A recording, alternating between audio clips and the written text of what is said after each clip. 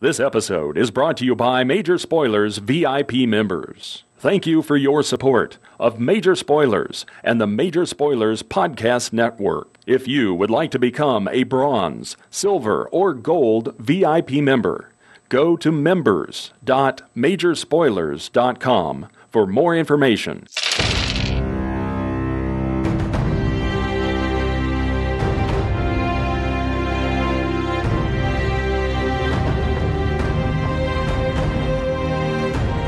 Welcome to Critical Hit, a Major Spoilers podcast. Thank you for downloading. Thank you for sharing this episode with a friend, and thank you for joining us once again for these crazy adventures that we're having in this season.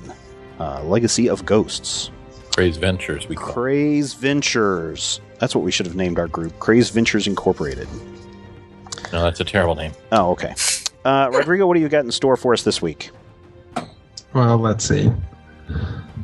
So last time on Critical Hit. We're getting better. No, we're not. There was that magic moment, and now it's gone. Mm-hmm. It's like when two different cars' windshield wipers are going, they'll eventually line up, and then for just one wipe or two, and then they'll go out of sync again. Or blinkers. Yeah, like 3 episodes ago was that moment, and now never again. It's like when you're listening to the Wu-Tang and your blinkers fit perfectly to the music. That's exactly right. So what did happen last time on Critical Hit? On Critical Hit? We got Sakar's backstory. Or part of it, at least.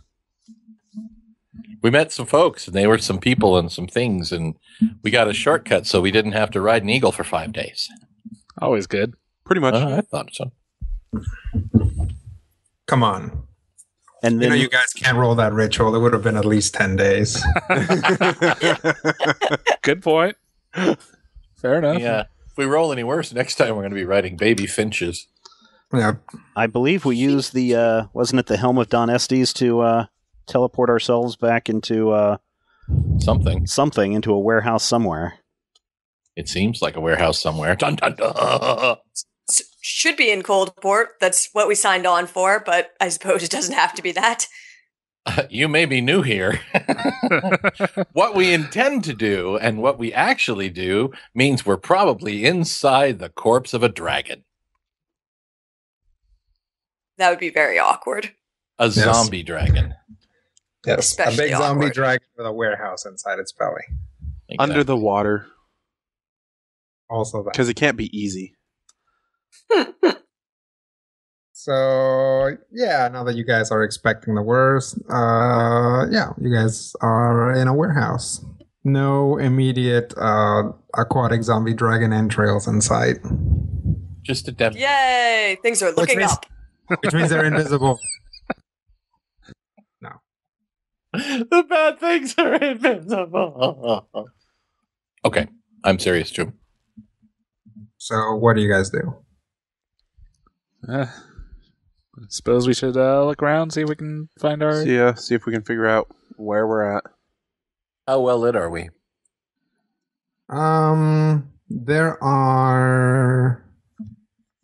you are not... there's no windows. And there's no lit lamps or anything in here. But it appears to be... either evening or like late afternoon or maybe later, and there's some incandescent light outside of some kind that kind of shines through some floorboards and walls. Okay. Can we tell what's being stored in this warehouse? From what you can tell, it is leather. There's just boxes and boxes and boxes of a big, kind of mostly rectangular chunk of hide with some other papery type substance on top of it, then another piece of hide, and so on and so forth. And there's these big, probably, I don't know, almost person-sized crates of it. The crates labeled at all? No, they do not appear to be. This seems to be storage rather than shipping. further evidence by the fact that you guys don't really have to open any of the crates. There's some that are just open. Like somebody comes in here and maybe grabs some every once in a while. Any obvious exits?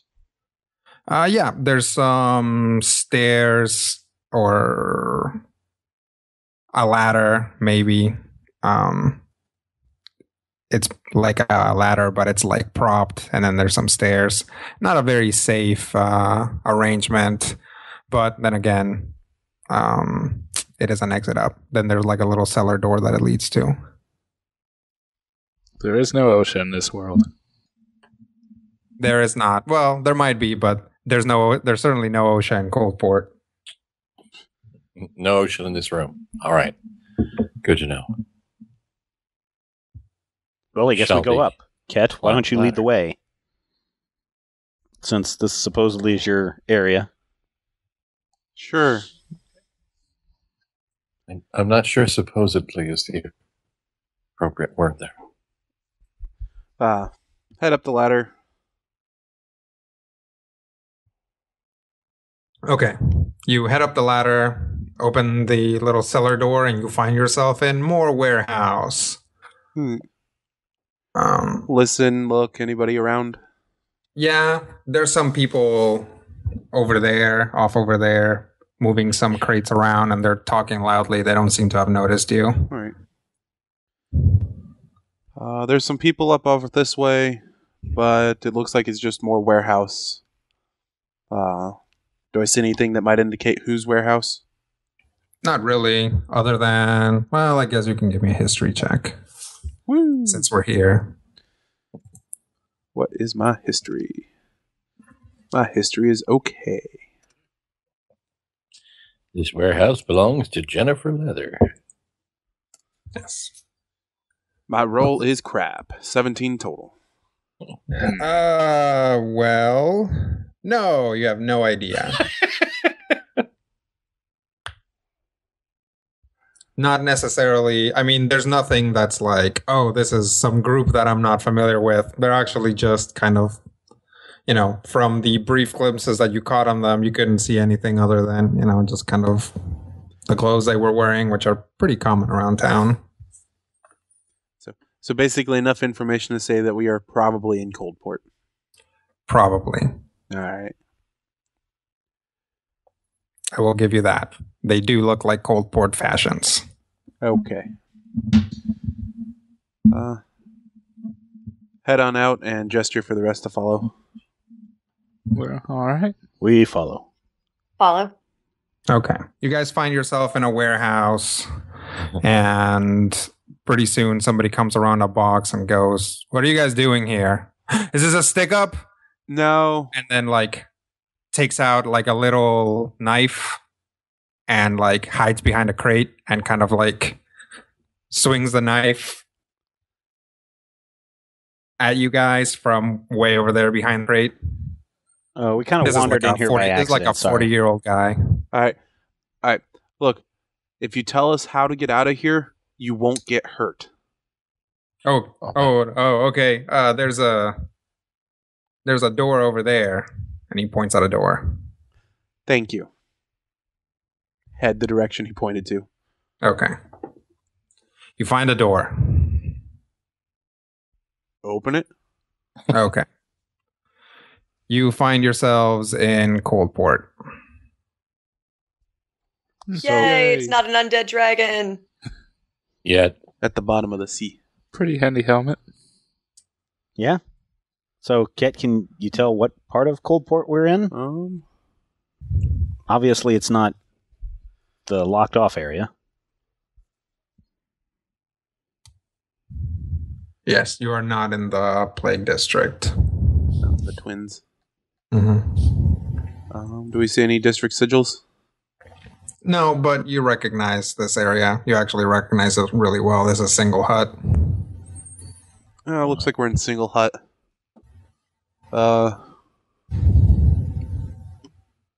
It's a couple districts away from Twins. Okay.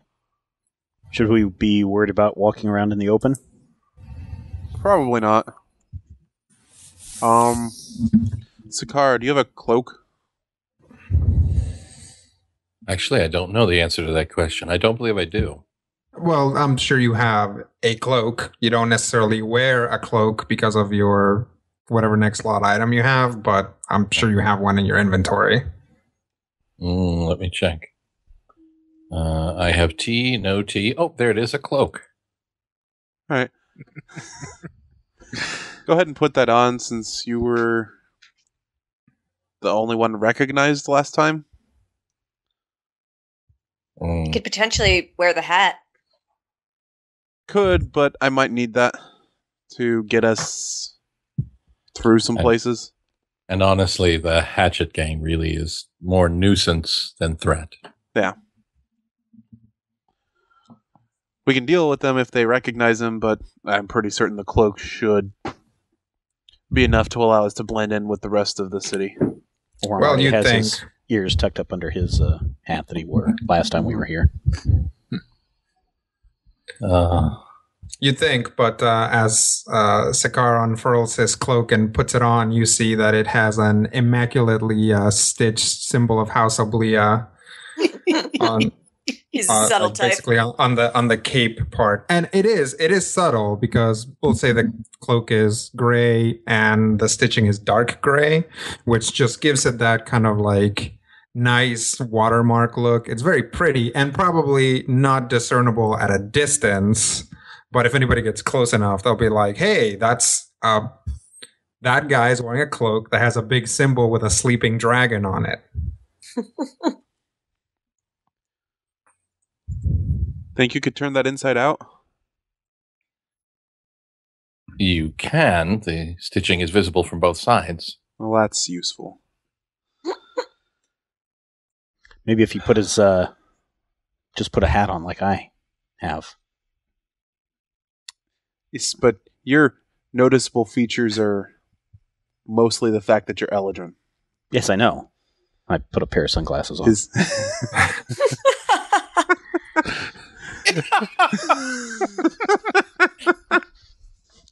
Anybody else hearing the theme to CSI right now?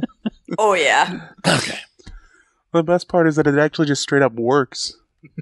Well, the hat and the glasses. Just random schmuck. Yep. Yes.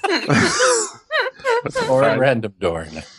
Definitely, Orem went from looking like a magical Eladrin to a guy wearing fancy robes that is clearly a tourist. Mm-hmm. Maybe if you look closely at the stitching on my back, he cleverly it says Rob disguised himself as a mark. Yes. We just need to get him a really big camera. Call him Two Flower. I'll pull out the hat of disguise and hand it over to Sakar. I honestly don't think that this is necessary. Okay. Well, a little caution doesn't hurt. Fine. put the hat on. I'd rather not get a face full of hatchets again. I'm going to put on a hat. Okay. Well, it doesn't take you very long to figure out how it works, so what would you like to look like? I'm going to be something that fits in with this group. So, I don't know. An Eldritch with a hat and a pair of glasses? Yes, awesome. Yes, magical. A bear balancing on a ball playing an accordion. A kind of mutant fish bird thing. No. Magical robot bird. Yes. Yes, exactly.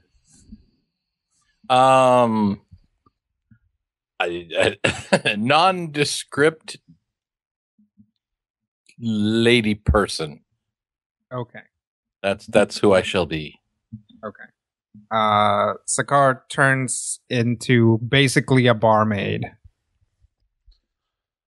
Well, that'll work. Let me get my bearings. And step out of the... did we exit out onto a street, an alley? It was a street, but it's not very crowded. Mm-hmm. So, and the warehouse basically has an awning right in front of it, like a big wooden, like down sloping thing. So you guys weren't really in the public while you had this discussion about who ahead goes on. Oh, little Sparkle, you might want to keep your head down. You stand out a little more than the rest of us as well. Yep, I can just try to stay hidden. Perhaps we could both wear the hat at once. Nah, I'll just not be seen. You can keep it. Disguise ourselves as a two-headed org.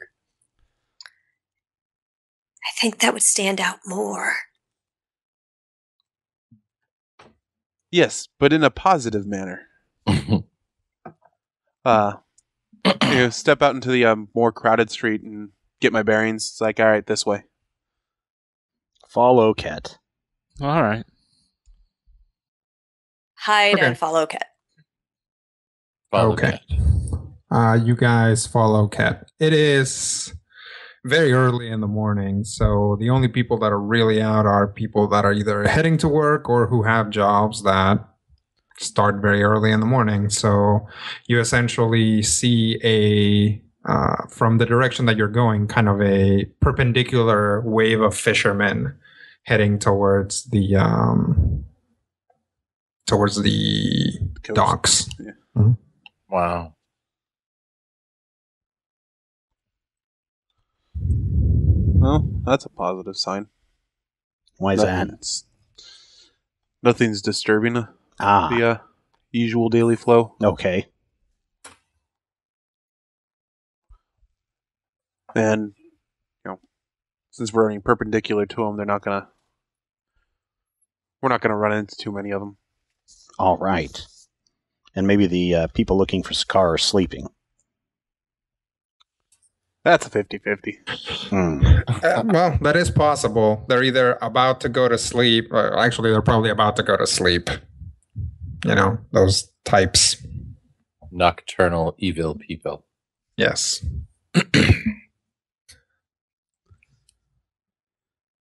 So, you guys walk through Coldport. Hey, it's Coldport. It's a city full of buildings, and the streets are not clean, at least not here. It seems to have a slight problem in that there seem to be random people just kind of laying in the streets, but those of you that have been to major cities, that does seem to be a problem. Everybody's talking at me. I can't hear a word they're saying. Hey! We don't need to have to pay the rights. Oh, sorry. So That was 7 seconds. you guys walk for a while, and eventually I'm guessing you're heading towards the Plague District? Yeah. Towards Twins? Yeah, that's the last place we have any information, so... Okay. You find it. Alright. I assume it's still shut down. It is still shut down. Although the patrols around it seem to have relaxed. Ket, is there any indication of how long we've been gone?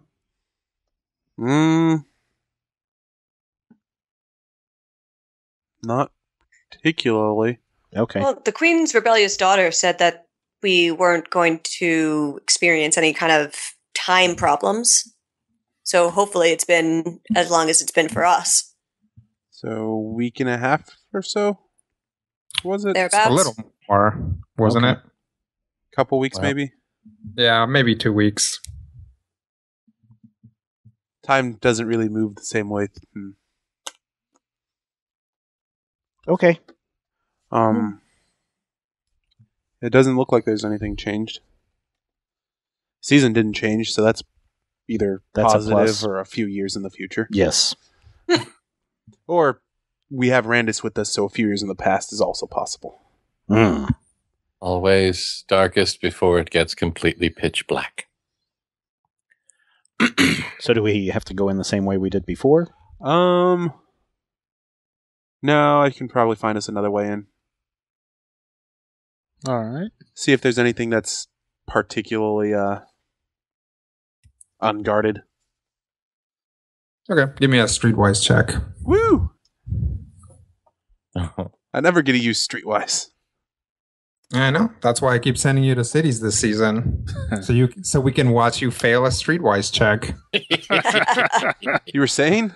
All right, That's a 34. All right. My name's Rob. Yeah, This is go ahead. how- Go ahead and inflate it.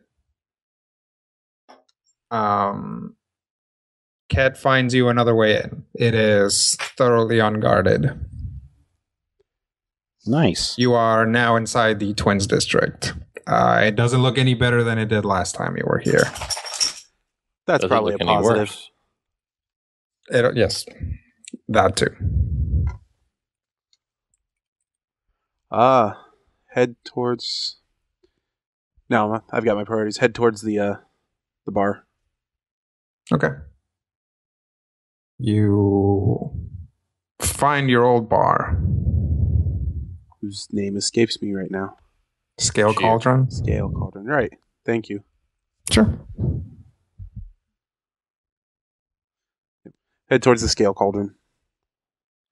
Where Is it open?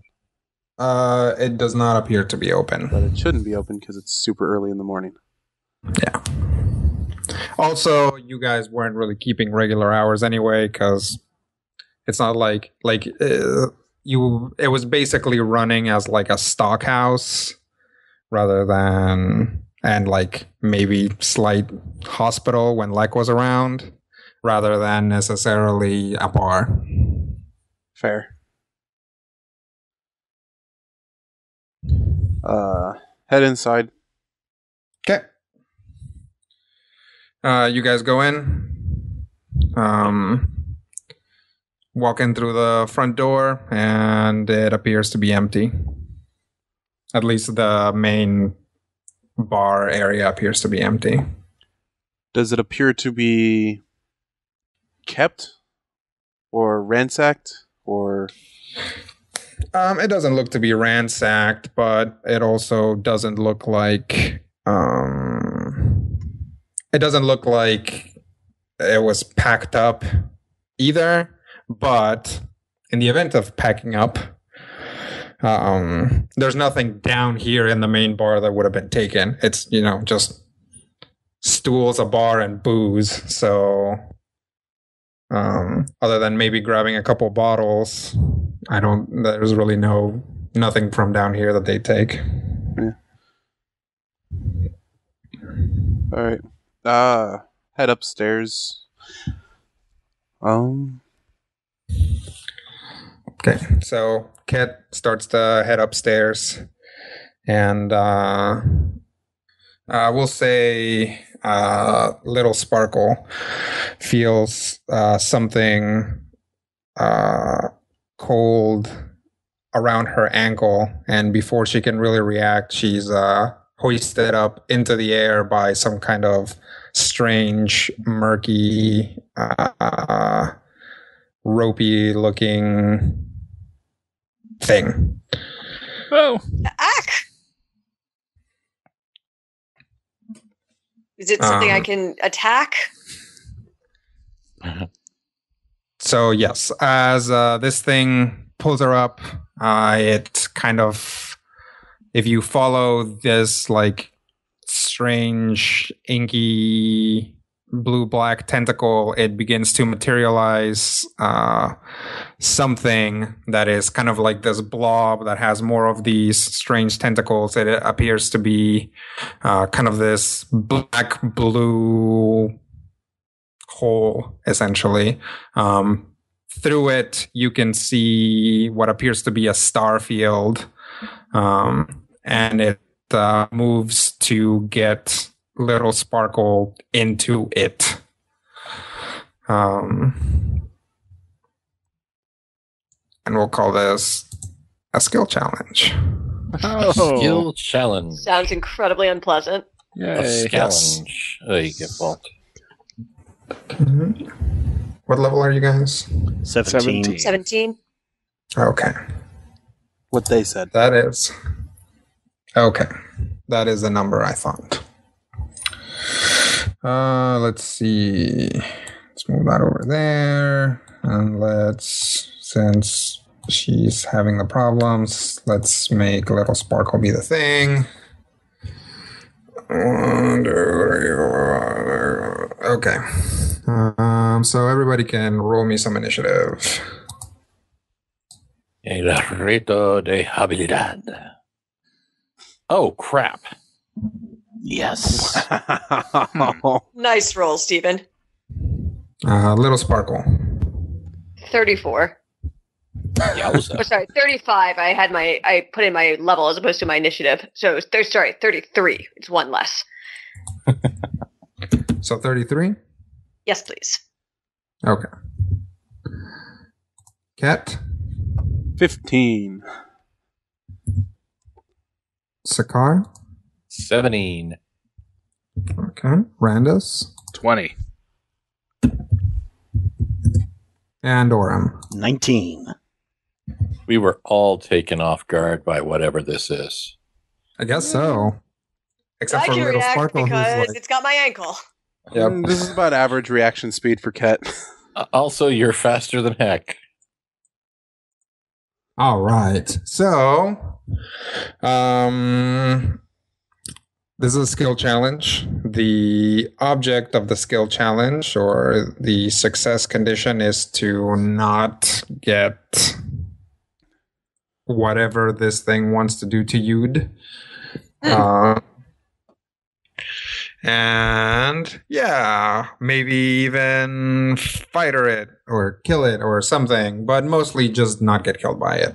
We'll start there. We'll set the bar there and see how you guys do. Don't die. Yep. Maybe win. So we'll start with Little Sparkle. So Little Sparkle is surprised by this, but still manages to react a little bit faster than the rest of her party, and will basically, treat this the same way she would treat, say, trying to squirm her way out of ropes if she was tied up, and just try to wiggle her foot and grab onto it a little bit and make a thievery check to pull herself out. Cool, because she has an ability that lets her use thievery for that.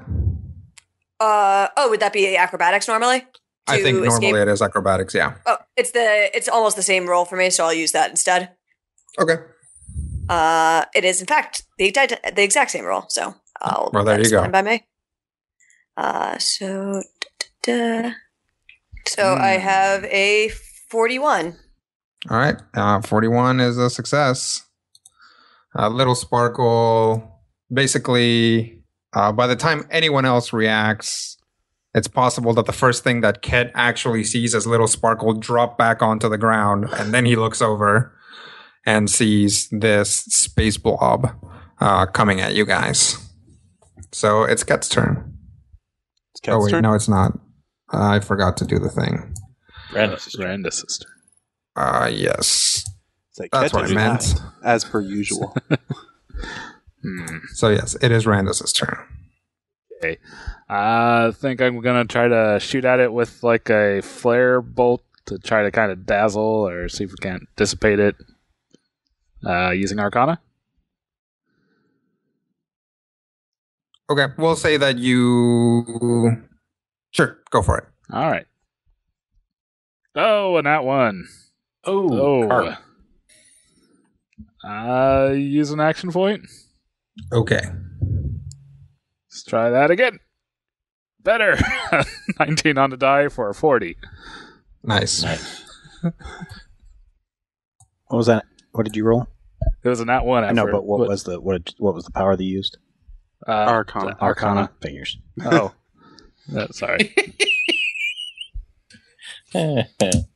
So, yes. Randus shoots a flare at it, and this thing is not really so much dazzled by it as preoccupied with grabbing it and throwing it into its inky voidness. Works for me. It is briefly distracted. Yay. By a flare, like a T-Rex. Now run. Orem. Seeing this, I'm going to use acrobatics to jump out of the way so it doesn't try to grab me. Okay. 25.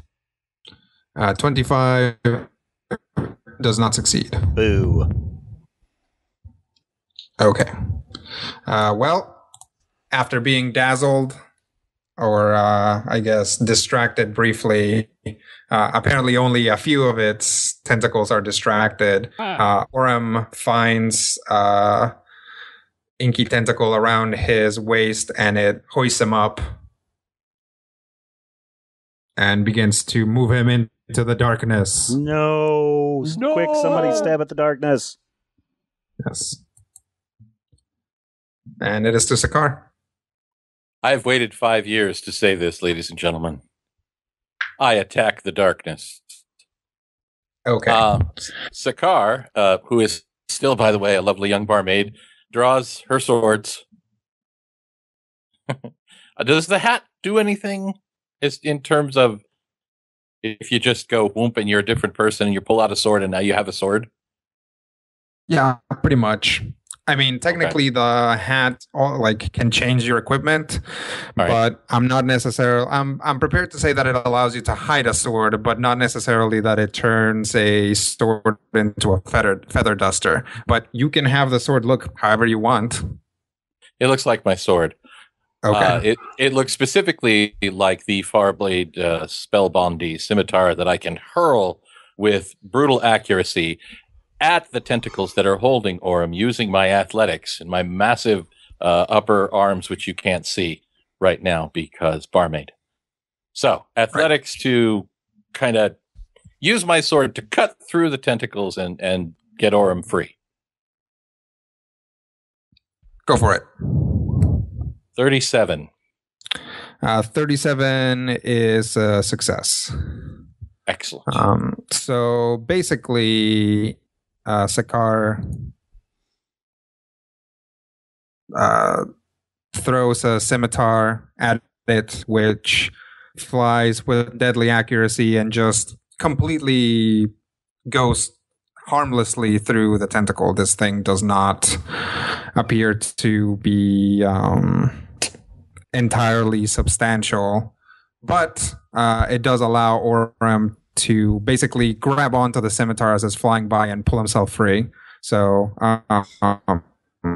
it does manage to free Orem, who is basically kind of up a few feet up the wall with a scimitar dug into the wall and basically hanging from it. Which takes us to Ket. I'm going to use Arcana to try and blast this thing out of existence. Okay. Another possible use of Arcana would be figuring out what this thing is. That's what I was going to do. Good job, boys. Yeah, no, Ket doesn't care what this thing is. It's in his body. It doesn't belong here. All right. Well, that is a success. With 37. Yes. Ket blasts it, and the blast appears to go through it and into the inky blackness, but also there's like some sort of, I don't know, magical membrane that the blast goes through, and the blast at least alters it in some way, and this thing starts to change. It definitely gives you a momentary rest as it kind of coalesces, but then basically surges back as kind of something else. Now it's kind of still a floating thing, but now it's kind of like a weird broom, and by broom I mean BRUME, like a cloud, full of we'll say fangly mouths. Ugh. Because what's more terrifying? Because Flappy yes. faces. All right. And that puts us to Little Sparkle again. Little Sparkle's going to try to taunt it, basically darting around it, like leaning in slightly, and then running away because, she's hoping that she's a little bit more nimble on her feet than some of the other members of the party, and an attempt to make a bluff check to get its attention. Sounds good. 25 Yep. is not going to do it. Do it again. Well, yep. Well, yeah, I don't even. You can save your ability. I've got my own bluff reroll, so I'll try that first. Mine's an encounter power, so. Mine is also an encounter power.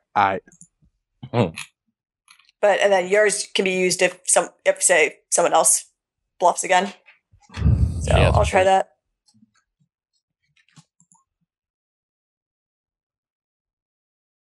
Did that work? I seem to have lost somehow my Wow. window I can that see shows it. my dice rolls. Huh?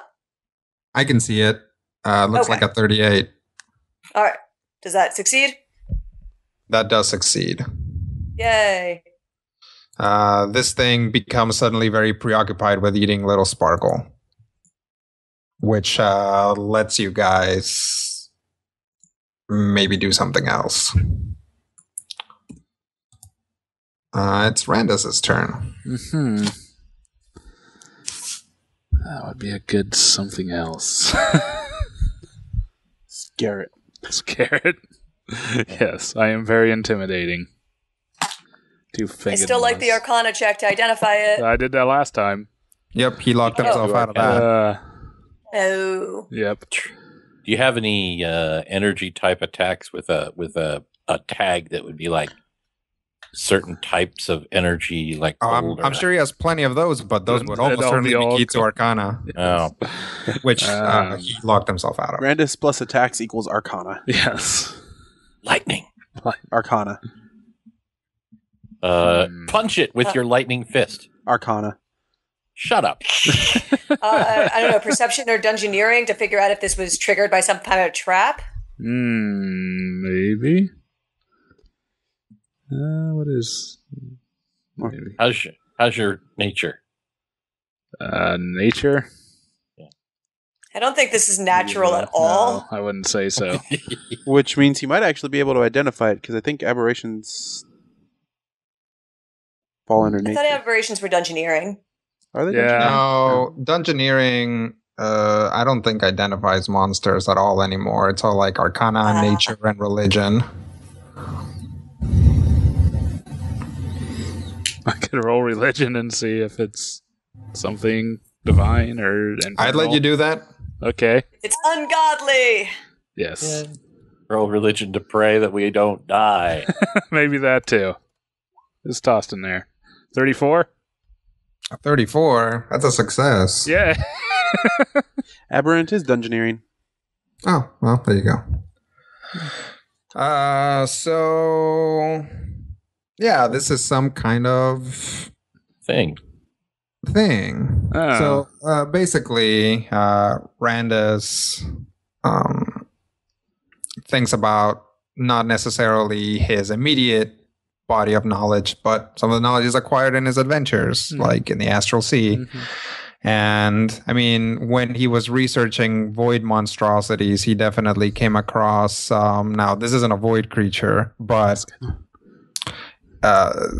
when he was researching summoning and banishing rituals, something like this definitely came up.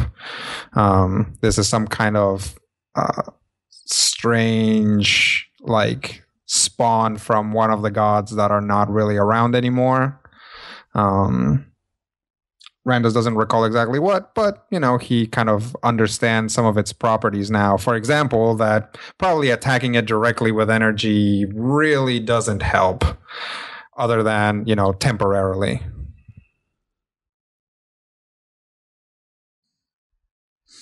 Randus can convey this to the others. Yes. I convey that information as best I can. Okay. Is it a magical creature? Divine? Okay. Or infernal? Yeah. Yep. Yes, Okay. No, sure. Well, Little Sparkle bought you some time, so you guys can huddle real quick. But it's Orem's turn. Well, I know I want to use Arcana, but what shall I do? Try to dispel it? Try to harm it? Contain it. I will try to do a containment spell. Ooh, With that my sounds exciting. Arcana. Ooh. 39. Nice. 39 is pretty good. Almost a critical hit for my character. Only with a sword. Yes. You think Orem can't contain things with a sword? I suppose that's true. So basically, Orem creates this kind of glowing matrix around it, which begins to constrict it. And seems to be working pretty well, except, the matrix is not completely, I don't know, airtight, magic tight. I don't know. Either way, there's a couple of tentacles that manage to wiggle their way out as it's being constricted. And who's up next? We'll say they grab Sakar for maximum Drama.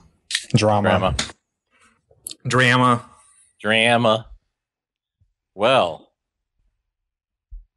this is untoward and less than ideal. So he has it in a magical thingama. Like a wastepaper basket.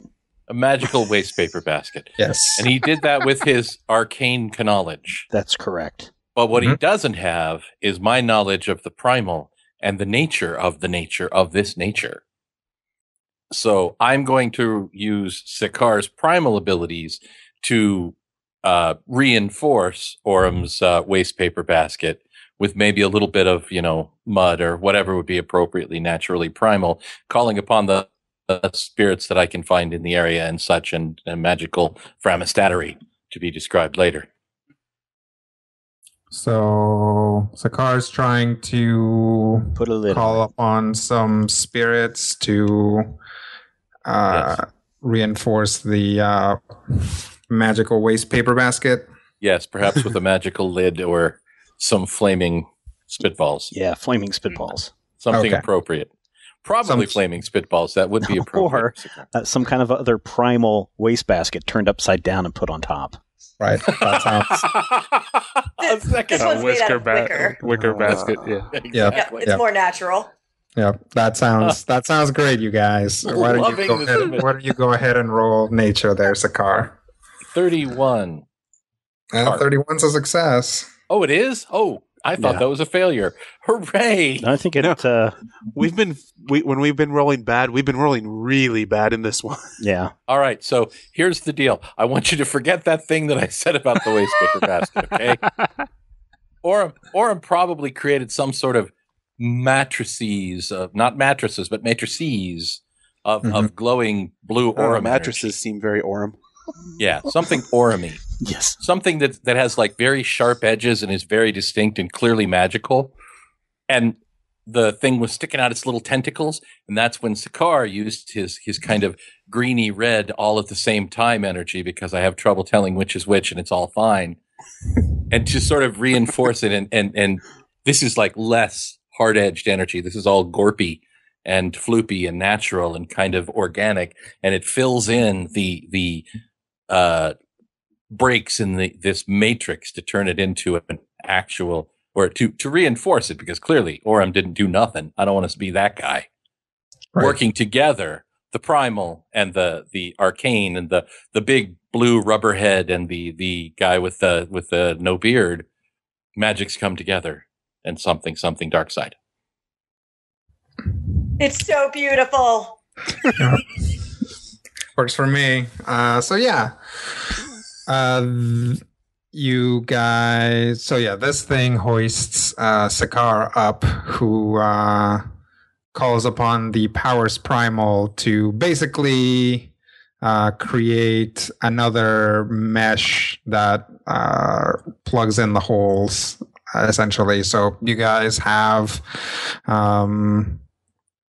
essentially, I will say, actually think of a cylinder, and make one of the circles slightly larger than the other. Maybe not quite, like, we'll say a third again as large. So it does in fact kind of look like an upturned waste paper basket. It is glowing and alternating between a very bright blue color and some kind of more gradienty red to green, which I find fascinating that Matthew can't even see in his own head. It's fine. We're good. They look different. It's fine. Did we victory? You did victory. Yay, us! Yay. Go team something.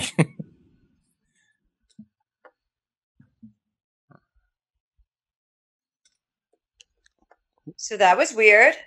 Walk Yes. over to it. What is it? Some sort of primal god being? Any idea what this is doing in your bar, Ket? No. Finish heading upstairs to see if anybody's there. Like, We're just going to quickly. leave this here? Watch that thing. I want to check, see if anybody's here. Okay.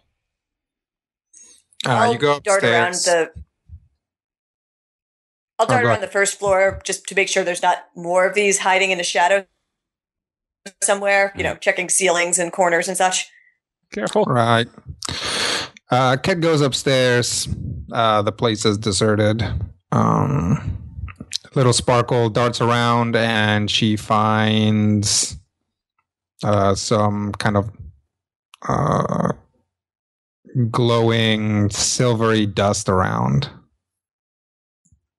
Oram, Randus, when do you want to check this out? Okay. Sakar, see if you can get any information from this thing. We go downstairs. I'll see if it No, even. I mean, she's in the same floor as you guys. Okay. She's over just there. darting around the larger bar and Okay. in area. You guys were all on the first floor. Ket went upstairs to check. Okay. the I thought rooms. we were kind of in between floors. You were up on the wall on a scimitar. Yeah. So I went downstairs. Stairs. So we examine this silvery dust stuff. What is it? It's pretty obvious to you guys. It's probably the like residual stuff from a summoning. Huh. Something's been summoned.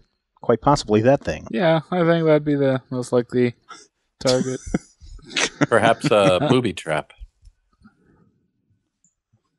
Can I, Ket, are either of your siblings summoners? Did one of them maybe like put this here to guard the place? No. Grandma might be back. I don't know if she summons or not.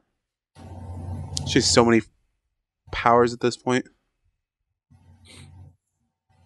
Well, it's clearly a trap of some sort. Did you ask me something, Brian? I was just going to ask, is there anything I could tell by the craftsmanship? Anything I can tell about the person who would have done that?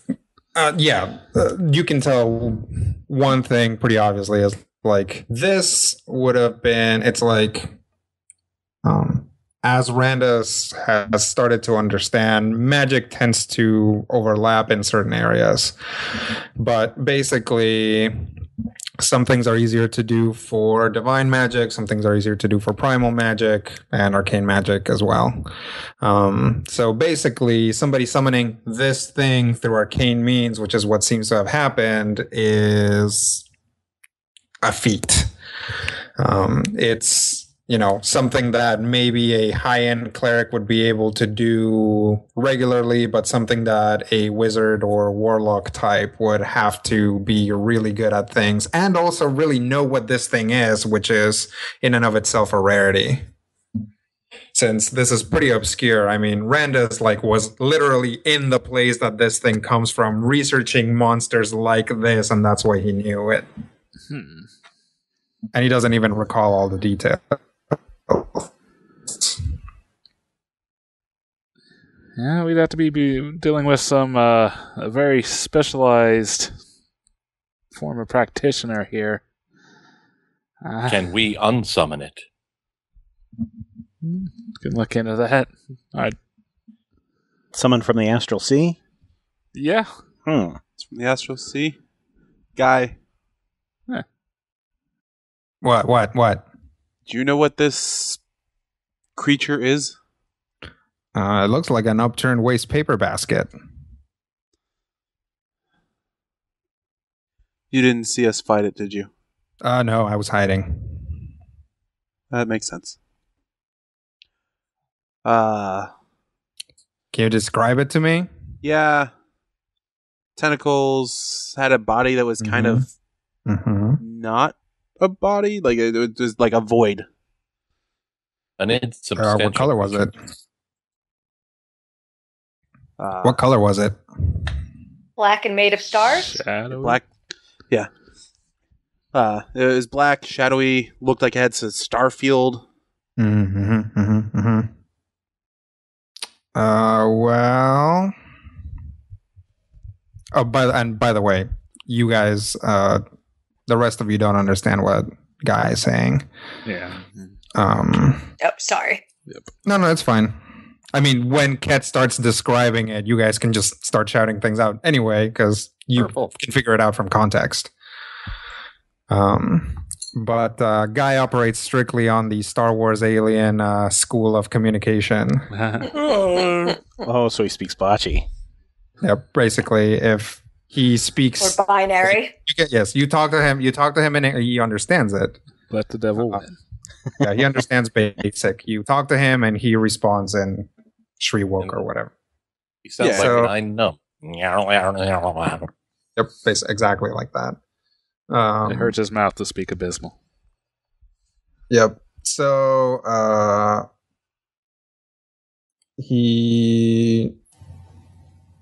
Guy starts thinking about it. He says, well, it sounds like one of the spawn of the old gods.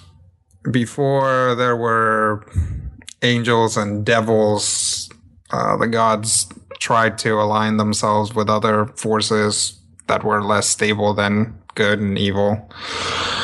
So some of these creatures were I'm sure there's some around that weren't capped or banished or whatever, probably still living in some pocket of the astral sea, I would imagine, very close to the far brights or farther. At which point the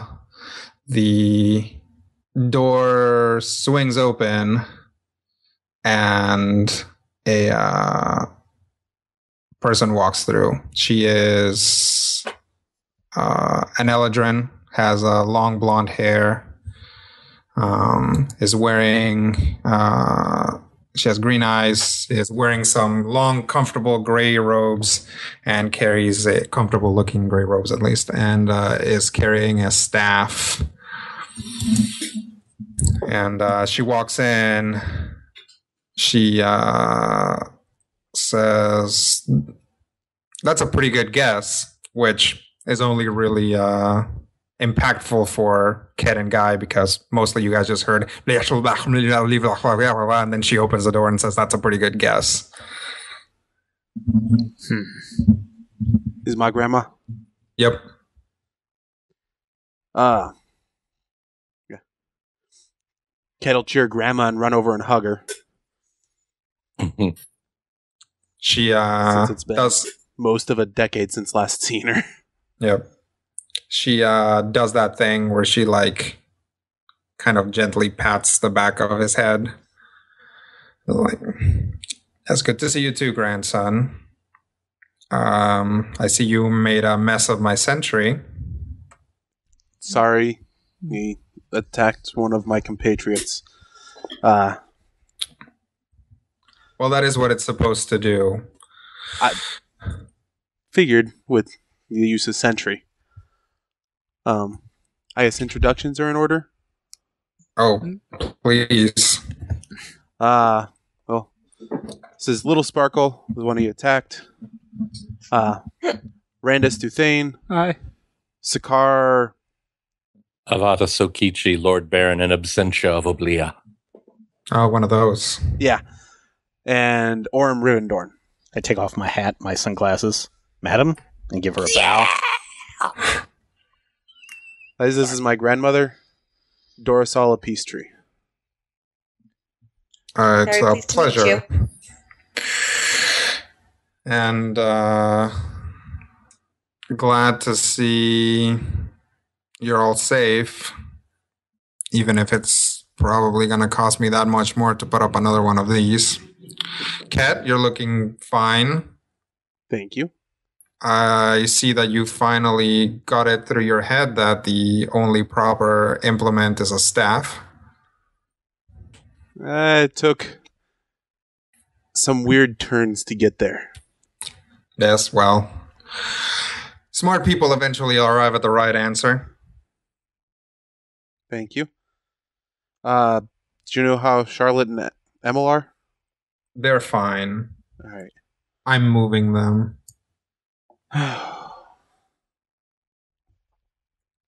What happened? Well, it seems you ran afoul of some large organization. So, when I made my way here, they were hiding from them. So, now I'm going to put them somewhere else. All right. Incidentally, that organization doesn't seem to be in Coldport anymore, but better safe than sorry. Do you know how they left or when they left? I don't know how they left, but they left maybe a week ago. Do you know if they took anyone with them?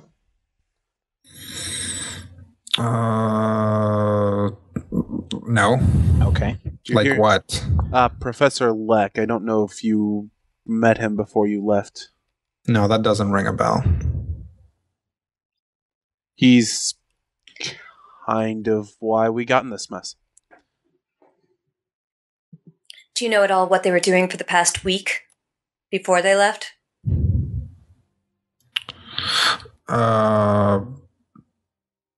No. I wonder, Ket, if you went down to the police station, if you would be able to find information out there. That's probably our next stop. Okay. Well, speaking of stopping, why don't we stop here this week? Mm-hmm. Hope you enjoyed that. Nice reveal there. And we'll be back next week with more, or next time I should say, with more adventures of our merry party. And until then, keep circulating the tapes. Sign up to become a VIP member at members.majorspoilers.com. It supports what we do and shows us that you want more. And until next time, here's hoping all of your dice rolls are critical hits.